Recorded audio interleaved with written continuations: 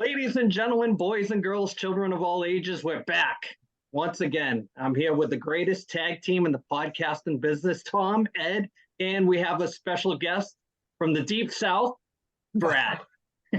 So, Brad, the whole up and South right there. So we're gonna kind of throw it around. We're gonna first start off, Brad. What introduce yourself and tell us what you kind of like to watch and what kind of background you got for pop culture knowledge. Oh man, I mean, I love all sports mostly. Trying to pass all that on to my 7-year-old. So he's at that age where we're into wrestling. I mean, monster trucks, football, baseball, basketball. Just trying to dump all of that on him. And I feel like we're in that good window of sports and wrestling and even monster trucks, right? Where it's all just that new wave stuff that we can blend in with the nostalgia of when I was a kid. So I'm like, oh man, you should have seen this when I was a kid. You should have seen him when I was a kid. But all things pop culture, man. Marvel, Star Wars. I mean, you name it. Comic books. I mean, I'm Nice, all about it, man. Like, nice. into the Marvel stuff way before the movies dropped. So it's Oh, nice to see the movies now. right. Like, hey, well, when I was a kid, I got called a nerd. Yeah, and then you can critique the crap out of them like Yeah, I do and say like, what is going on here with these yeah, characters? But yeah, anyways, that's yeah, for sure. we Yep. got a lot to talk about. If that's in your wheelhouse, then you're home. Oh You are man, home. no, definitely. It's, Yep. we it's a like I said, it's a fast half an hour, and we try to squeeze as much in as possible. So, Mm. so let's start, Ed, the way we usually do. Let's go to the email bag. Yeah, man. Now we're going. I'm gonna go right to the top of the bag tonight. We're not gonna go deep tonight. This is from Darren. This is just a congratulations. Darren has been a huge supporter of us from the beginning. Just says congrats on the 20th episode and much success. And I better buy a tee or a hoodie. So I don't know where my money is going in those bank accounts, but for real, keep bringing it, Darren. Thanks, Yep. Darren. We really appreciate it, man. We Buy a really shirt. appreciate the support. Stop being cheap. Buy a shirt. In, Stop being cheap. in wrestling terminology, Darren is like John Cena, who's going to be a face for the rest of his life. Ever since I've known him since we were 5. So he's going to be, he's always the good guy. So he's going to be JYD for life. Yes. Okay.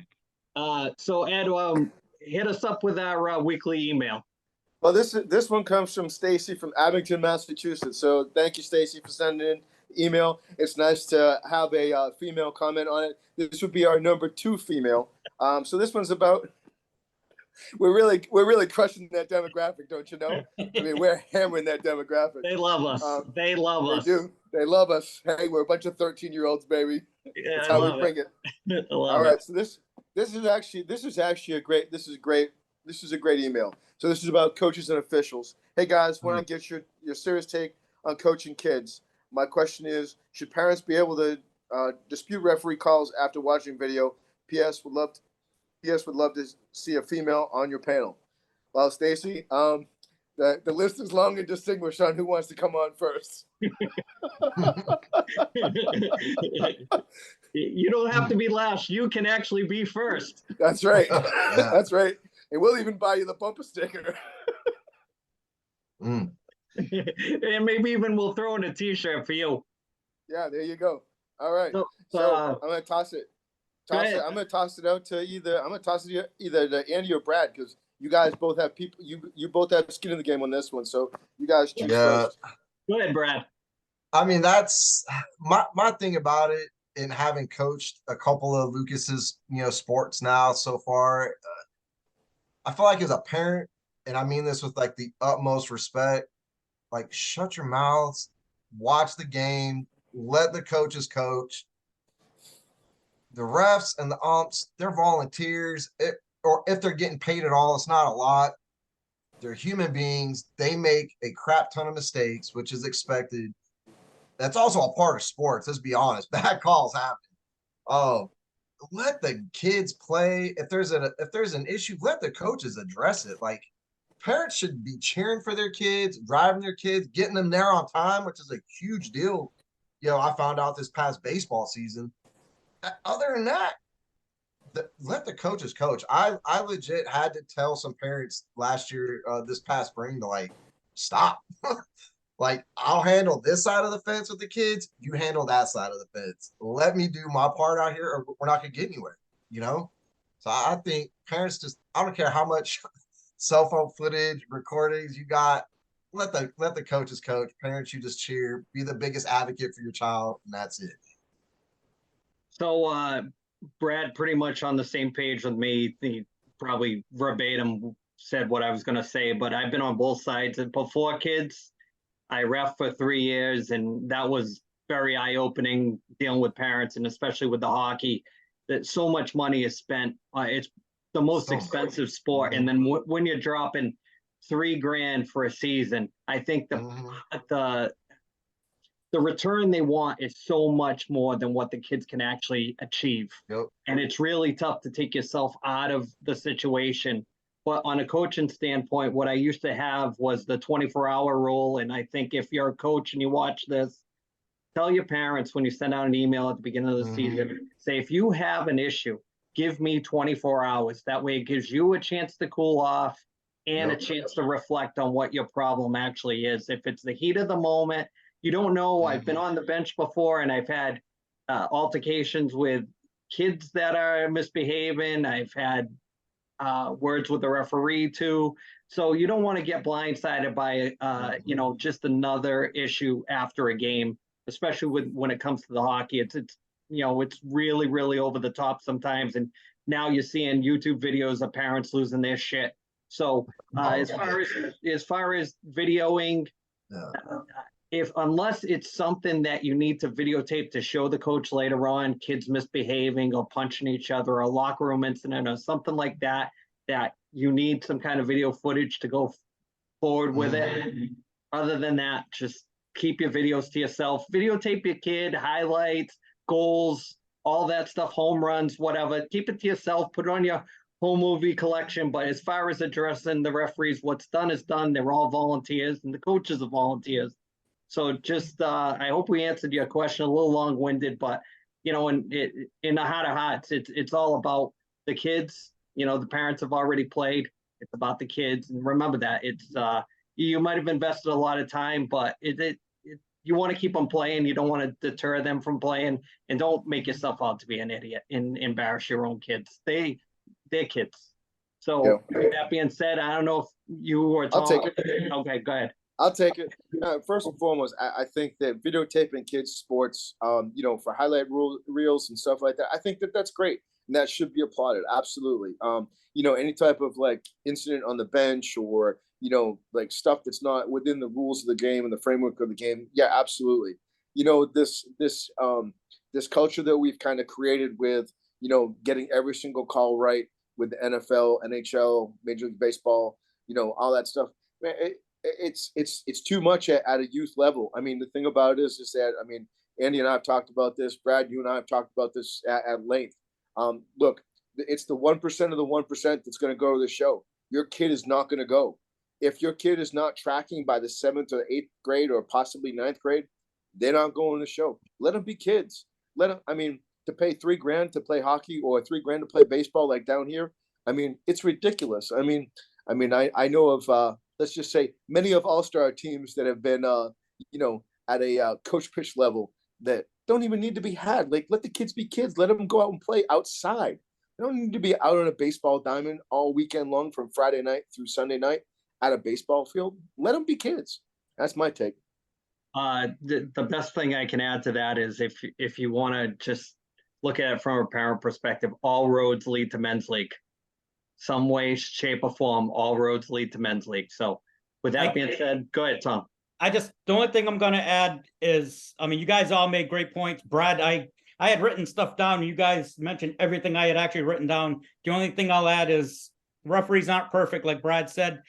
If you want to do something as a parent, let the kids show the kids and let them know that life's not going to go your way 100% of the time. Make it a teachable moment and let them know and let them learn from this and grow from it. If there's a whoa. We need lightning bolts for that one. You mean life isn't fair? Come on. We need news flash. Like, we need, Providence, Rhode Island, like demon, like the demon snow. I agree with you, Tom. The final thing I'll kind of touch on with that is, it's tough because you want to do the right thing, but a lot of times, just if you want to do the right thing and you don't think you're doing it the right way by being a spectator, then volunteer. Get in the game and volunteer. Don't just sit there and criticize. If you're not willing to be part of the solution, then you're just causing more problems. So with that being said, we'll move on. And Tom, you had some news that broke about was it DeAndre Hopkins? DeAndre Hopkins, yes. He D-Hop signed with the he hasn't signed yet, but he's going to sign tomorrow with my Tennessee Titans. It's going to be a 2-year deal, and with all the incentives he's going to make it $15 million. Well, he could make up to $15 million this first year. I love he kind of passed up on the Patriots, but I love the deal for Tennessee. He's 31 years old. He can be a mentor to the young receiver, Treylon Burks, and he can teach him how to be a pro because the kid's only been in the league 1 year, and he was like the top receiver. He has nobody around, no veterans to really lean on, so he's going to have him, and I think he can't do anything but help whoever's the quarterback, Ryan Tannehill, the young kid they drafted this year, Will Levis, or Malik Willis, who they drafted last year. I love the pickup. Ed, thoughts? I mean, I'm really disappointed being a Patriots honk, man. I mean, it's I mean, the Patriots needed a really good receiver like that, and they don't have him now. I mean, they actually had a chance to actually get somebody that was on the talent level of Randy Moss, like they did in the past, and they just didn't get it done.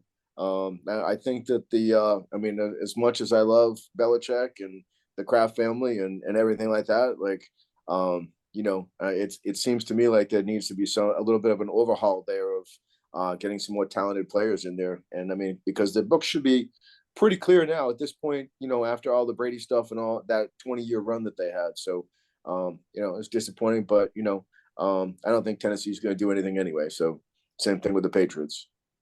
Brad, what do you got? Oh man, I'm a diehard Cowboys fan. So for a split second, I wanted D-Hop. It was a fraction of a second. It was in the news. I've been praying, doing all I had to the football gods to get that guy.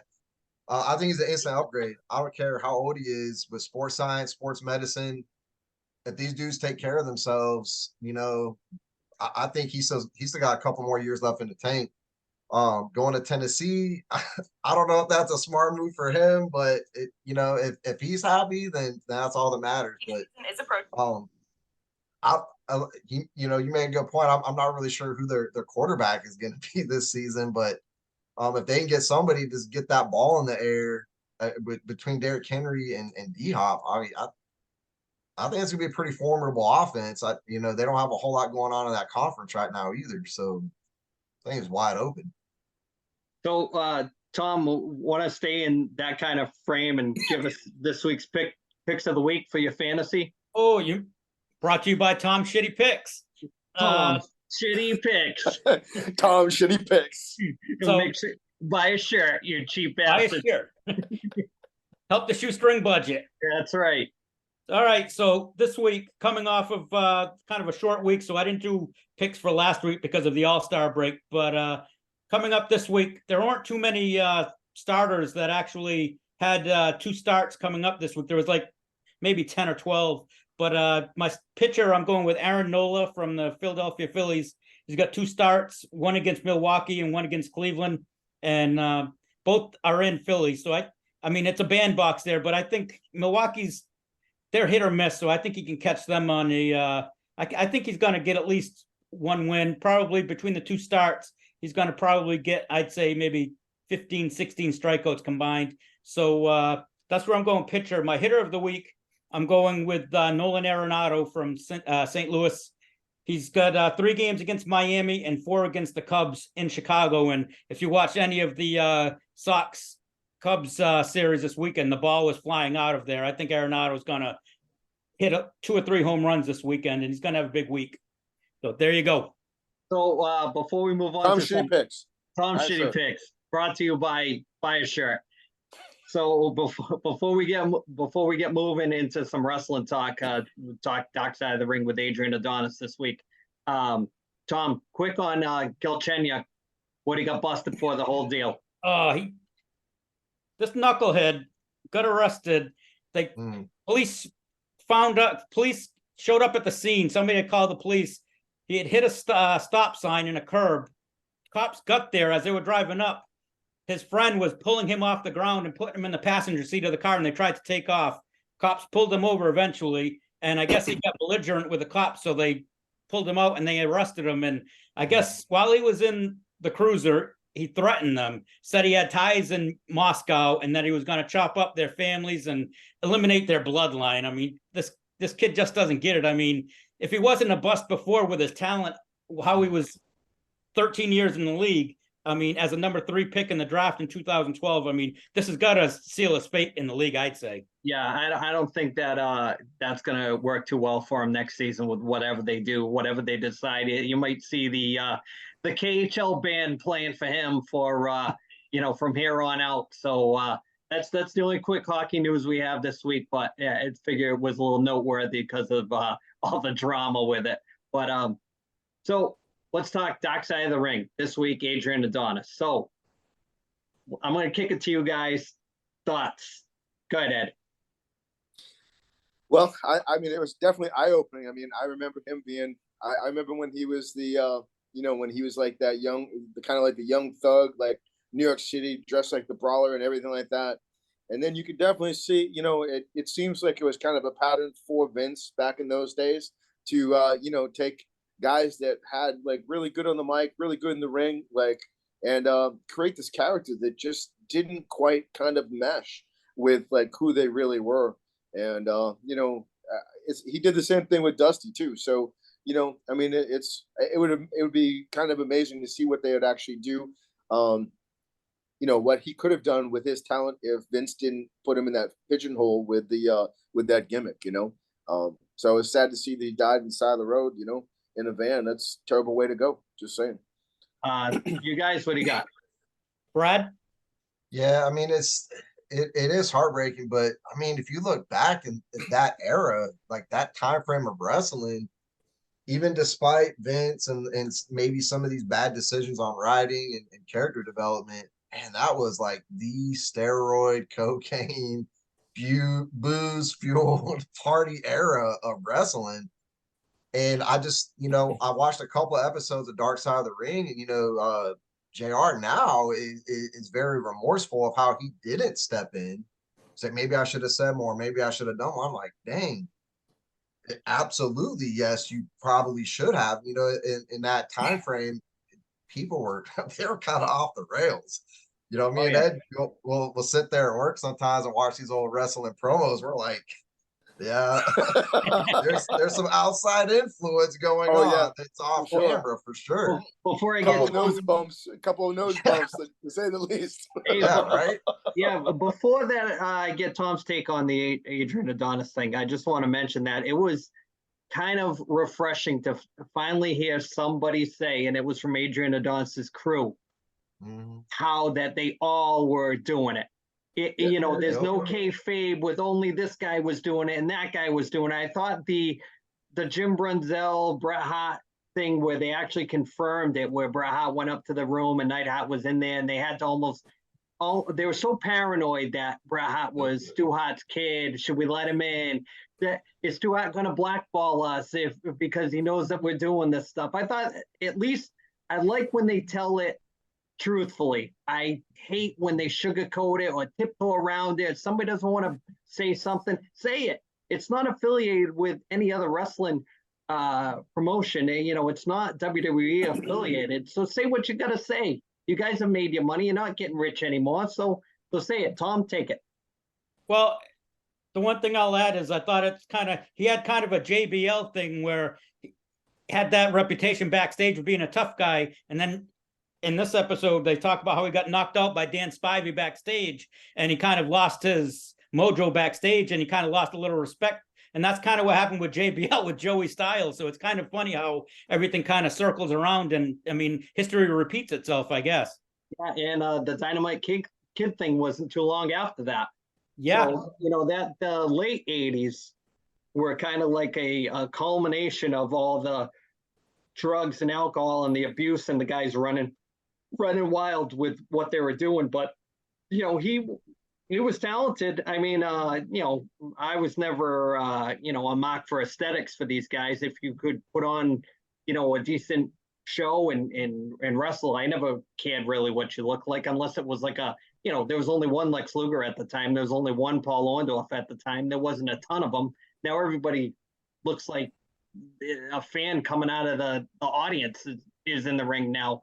I'd love to. My dappy desire with wrestling would see a portal open up and it's on an AEW show. Bruiser Brody steps through and sees Orange Cassidy on the other side and kicks the crap out of him. That's my dappy desire with the way the current state of. I miss the fear factor of the guys that are in the ring being legit.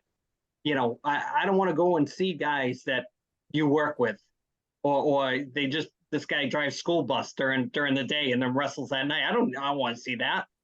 But we got Brad. Brad, we touched on this a couple other episodes in the past. What is your feeling on the current state of pro wrestling?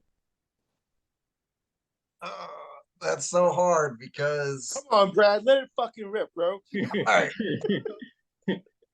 All right. Truthfully, we watch a little AEW, a little bit of WWE. We just started getting into a lot of the action figures and stuff. It's definitely not as good as the Attitude Era. I think it peaked when we were younger.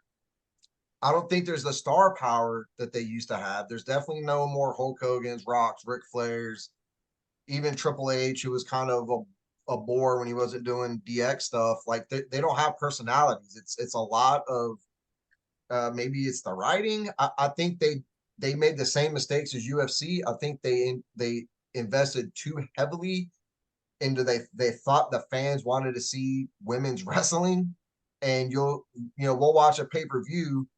Half the Royal Rumble is women's wrestling. You got to sit through an hour and a half of a women's Royal Rumble that's not that exciting. No offense to the sport, just to get to the men's Royal Rumble. By that point, my kid's asleep. I'm bored, and we're putting it on pause and watching the next day. I think they need to find somebody that can launch it back into that stratosphere of what it was 10 years ago. And right now, I mean, I'm really big on the American Nightmare. I think that guy, obviously the lineage, I think he's the one. If they could invest in him, if he could stay healthy. I feel like every time he starts going, he gets hurt. And in AEW, that they just kind of keep riding this wave of nostalgia of these guys that Chris Jericho, CM Punks, and guys that kind of past their prime. They need some new talent. These guys need to pass the torch. They need to keep the ball rolling, or I'm afraid kind of, the sport may be running its course. I don't know if that's, too heavy to say. And you know what, man? Bring back Degeneration X. Like, let's get it back, man. Well, they're definitely not bringing back the NWO. I'll tell you that. Let's bring back some of that craziness, though. DX, like the last WrestleMania, the LWO resurfaced, and I was like, yes, that's exactly what we need right now, is some counter hero, groups that these youngins don't know that much about. That can kind of bring some more attitude in. I was like, well, if they brought the LWO, they're going to do the NWO. It didn't happen, but. That's they need something. They need to pour some gasoline in there and get it going again.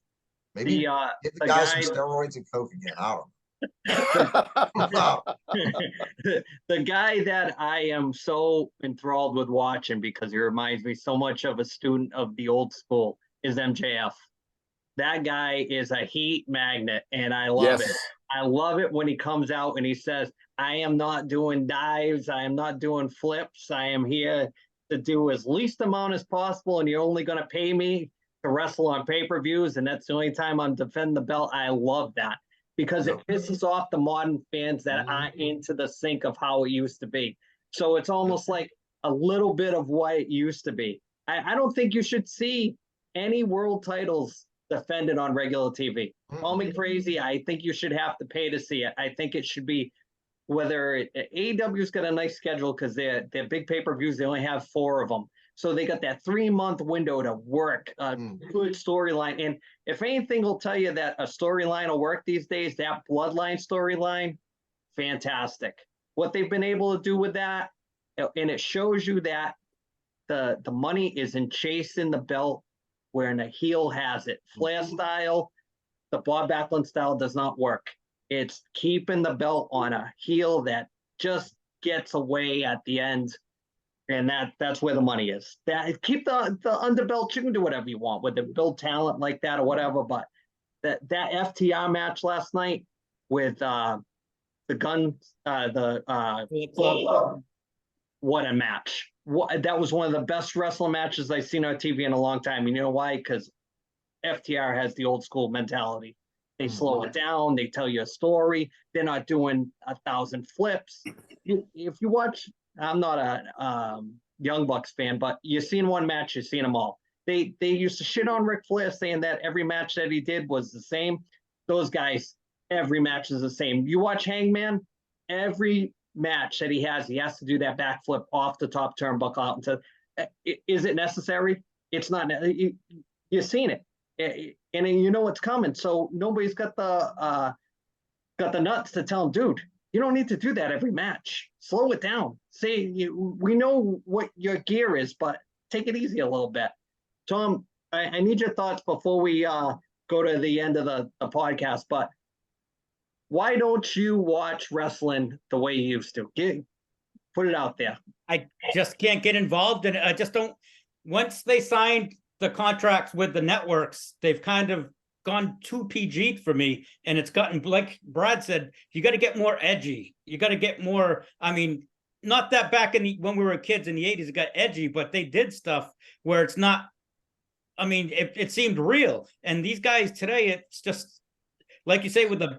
How many times can the Young Bucks kick somebody in the head with a super kick? I mean, the dude super kick like 12 times in a match. I mean, just the same old, same old. I want to see something different as I get older. I mean, and I am like the old school, like, as you said, I love Cody Rhodes. Randy Orton's supposed to be coming back soon. So all these older guys, they know how to do it. They know how to sell. These guys got to realize the younger guys got to use the psychology. They need to listen to the old guys that are in the locker room and let them mentor them and tell them what works and what doesn't. I hate when you shit on a finisher, like the super kick was a finisher. Now it's just Chris Adams, baby. Yeah, it's just a lead up move. It's just a lead nothing. Up move. Yeah, you watch any match, if there's a super kick, they'll super kick 10 times. Yeah. And still not get the pinfall. I'm like, what is going on? Yep. So we got about 4 minutes left, Tom. Pick of the week, CD. Yeah, CD, this week I was in a dark place, bad mood all week, FTW type of shit. So I went kind of goth this week. And I got Marilyn Manson, Antichrist Superstar. Just one of those things that I love Beautiful People. Tourniquet was one of my favorite songs off of the album. Antichrist Superstar, of course. I like probably my unsung favorite song is Dry It Up, Tied and Dead to the World.